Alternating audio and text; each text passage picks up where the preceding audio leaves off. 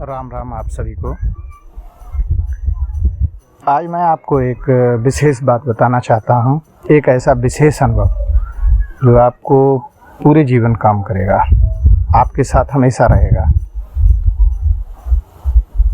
हम अपनी लाइफ में कई संतों से मिलते हैं, कई संतों से हमारे संपर्क होते हैं, कई संतों के पास जाते हैं। काफ़ी सिद्ध संत, मेरे ख्याल से जो इंडिया में सिद्ध संत हैं तो वो हज़ारों में हैं। मुख्य रूप से हम जिन संतों को जानते हैं उनमें से काफ़ी सिद्ध संतों को हम जानते हैं, लेकिन उनमें हम ये नहीं जान सकते हैं कि इन सिद्ध संतों को हम कैसे पहचानें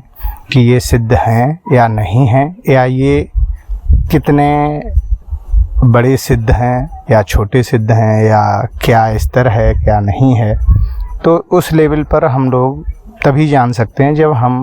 उनके मेरे अंदर वो क्षमताएं विकसित हों जो जीवन की बेसिक चीज़ें हैं, जैसे सत्य बोलना, दयावान रहना, प्राणियों के सभी सुख दुख को अपना महसूस करना, लोगों के साथ मदद करना, सेवा स्वरूप रहना। ये सारी चीज़ें जितनी ज़्यादा हमारे अंदर प्रबल होंगी उतनी ज़्यादा हम दुनिया को, संतों को, ईश्वर को पहचानने में सक्षम हो जाएंगे। लेकिन एक बहुत छोटी सी चीज़, मेरा एक अनुभव है जो मैं आपसे शेयर कर रहा हूँ कि एक ऐसी बाहरी चीज़ जिसे आप तुरंत समझ सकते हैं कि ये सिद्ध संत जो हैं वो सिद्ध हैं और हमें इनकी शरण लेनी चाहिए। एक बार मैं कैंची धाम में शंकर व्यास जी के पास बैठा हुआ था, तो मैंने उनसे पूछा कि क्योंकि जब बैठा ही था तो महाराज जी की चर्चा हो और उसका आनंद ना लो, जो महाराज जी के साथ रहे हैं भक्त, उनके साथ बैठने का यही मज़ा है कि जब भी उनके साथ बैठिए तो परम पूज्य श्री महाराज जी के जो सत्संग है, उनकी जो उस समय की जो लीलाएं हैं, उस समय के जो उनके साथ का बैठने का उनका अनुभव है, जब सुनते हैं तो वही लगता है कि जैसे वो स्वयं वहाँ पर विराजमान हैं और हम उनके वहाँ होने का मज़ा ले रहे हैं। तो वही शंकर व्यास जी के साथ बैठा था, तो मैंने उनसे पूछ दिया कि व्यास जी कृपया बताएं कि हम कैसे यह जानें कि कौन सा संत कितना बड़ा सिद्ध है, या सिद्ध संतों की किस तरीके से हम बाहरी तरीके से समझ सकते हैं कि ये संत सिद्ध हैं या नहीं हैं। कैसे हमें जानकारी मिलेगी, या पुराने ही संत हैं जिनसे हम जुड़ते हैं या जानकारी करते हैं, तो कैसे जानेंगे कि ये संत जो हैं वो सिद्ध हैं।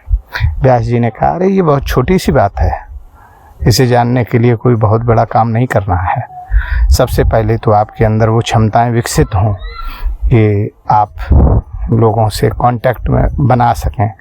पहली चीज़। दूसरी चीज़, अगर ऐसा नहीं है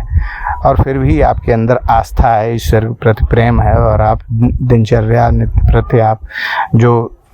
ईश्वरीय समर्पित कार्य हैं वो करते हैं, तो आपको एक बहुत बेसिक सी चीज़ बताता हूँ कि जो भी संत सिद्ध होगा उसका एक बहुत बढ़िया सा उदाहरण है कि उदाहरण क्या है कि उसकी एक बहुत बढ़िया पहचान है एकदम से पता करने की, कि आप 1 मिनट में उसकी जितनी भी पिक्चर्स खींचेंगे वो सभी अलग अलग होंगी। कुछ न कुछ उसमें डिफरेंस होगा कि आपको हर पिक्चर में लगेगा कि ये सिद्ध संत, ये संत इस पिक्चर में भाव अलग है, इसमें अलग है, इसमें अलग है, यहाँ पर इस भाव में, इसमें बॉडी का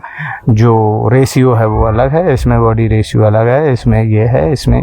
उसकी भाव भंगिमा, उनका बॉडी रेशियो, उनके जो सारी एक्टिविटीज़ है वो प्रतिक्षण बदलेगी।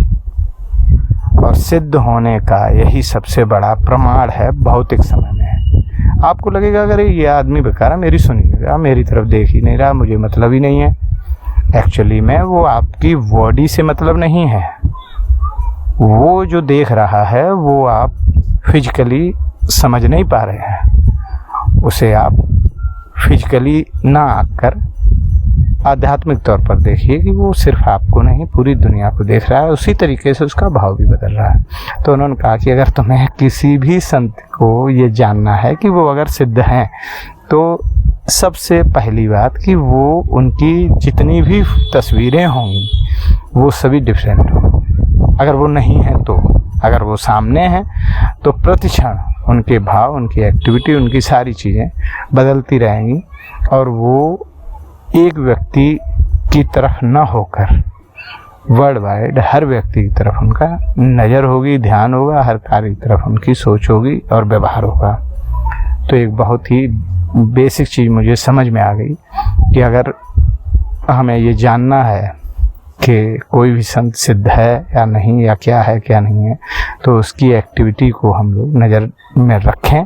और समझें कि हाँ, इसकी भाव, इनकी चीज़ें सारी जो है कितनी जल्दी जल्दी बदल रही हैं। ये मेरे लिए तो ये बहुत ज़रूरी अनुभव था और इस अनुभव से मैंने ये समझा और देखा है कि महाराज जी की इतनी पिक्चर्स हैं, करीब 2 से 3 हज़ार फ़ोटोज़ मेरे पास हैं। उनमें किसी में 2 फ़ोटो ऐसी नहीं है जिसमें मैं बता सकूं कि ये दोनों सेम है। अजीब बात है। परम पूज्य श्री महाराज जी की ऐसी लीला है कि हम बता नहीं सकते हैं कि उनकी लीला में कितना आनंद है और वो जिसे भी चाहते हैं उसी को समझ में आता है। जय गुरुदेव, जय महाराज जी की प्रणाम, राम राम।